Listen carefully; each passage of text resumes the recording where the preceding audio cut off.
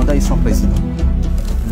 Le siège présidentiel est vacant, personne ne veut en parler. Et je vais vous dire pourquoi. Ça, je peux faire rapidement une parenthèse. Tout le monde sait qu'il est malade et qu'il est allé se soigner à l'étranger.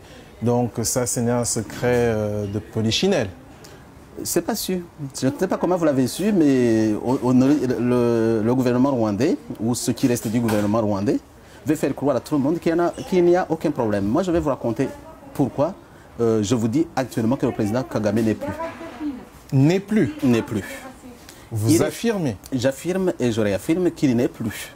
Il n'a qu'à ressusciter pour venir nous contredire ici, ce qu'on avait demandé d'ailleurs. Monsieur l'abbé, avant que vous n'entrez dans les détails, vous êtes un homme de Dieu, vous le savez. Ouais. Et vous êtes l'un des principaux opposants et sans doute l'un des mieux placés pour l'avenir à occuper les fonctions suprêmes au Rwanda.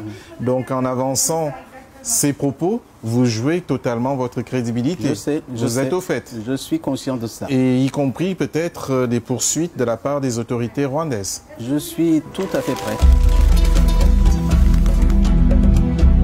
Je vous rappelle que nous avons essayé d'entrer en contact avec les autorités rwandaises, aussi bien à la présidence qu'à l'ambassade.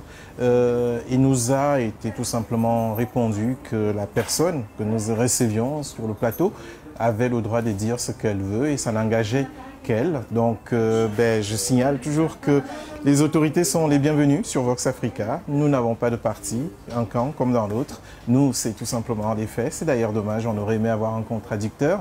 Il n'y en a pas. Peut-être que lors d'une autre émission, on aura cette fois la version côté pouvoir. En attendant, c'est l'opposition.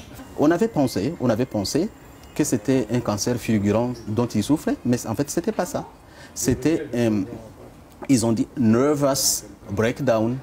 Nervous breakdown, c'est que le cerveau était complètement, le système nerveux était complètement désintégré.